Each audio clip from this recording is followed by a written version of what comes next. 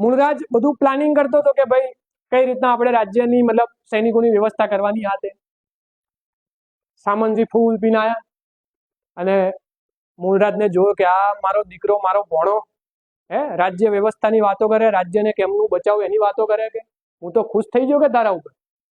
મારા પછી કે આ ગાદીનો વારસદાર કોણ? હવે મૂળરાજ કે હવે મામાએ બહુ કર્યું. એટલે મૂળરાજ કે મામા હું તમારા પછી ગાદીનો વારસદાર હું. દારૂ ફૂલ પીધેલો હતો ભાઈ. મૂળરાજે નક્કી જ કર્યું હતું કે હવે જો રાજ્ય અભિષેક થાય તો પાડી દેવાનું થાય, કે હવે બચાવવાનું થતા નથી. એટલે સામંતસિંહ હતા એમને કીધું કે ભાઈ જો મારા પછી ગાદીનો વારસદાર તું કે હાય તારો રાજ્ય અભિષેક કરીએ આપણે. એમ કરી મૂળરાજને બચારાને બેહાડે, ફરી પાછો ખુરશીમાં દૂધની અમૂલની થેલીઓ રેડીને રાજ્ય અભિષેક કર્યો. અને રાજ્ય અભિષેક કર્યા બાદ સામંતસિંહ એવું કીધું ભાઈ કે બેટા રાજ્ય વ્યવસ્થા એટલી સારી રીતે ચલાવવાની કે કોઈનું નહીં રાખવાનું. એક ટાઈમે કદાચ મારી ભૂલ થાય ને તો કે તું મારા કાંડા કાપી નાખજે.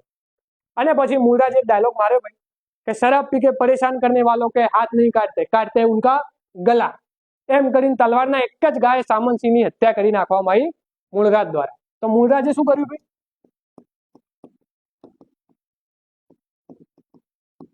સામંતસિંહની હત્યા કરી.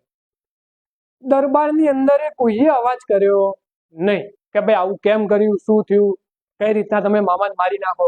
બધાને ખબર હતી, બધાના રાઉન્ડ આવ્યા હતા. એટલે અને એવું કહેવાય છે કે મૂળરાજે જયારે સામંતસિંહની હત્યા કરી અને મૂળરાજ દ્વારા જ ગુજરાતની અંદર ગુજરાતનો સુવર્ણકાળ એવા સોલંકી વંશની સ્થાપના કરવામાં આવી.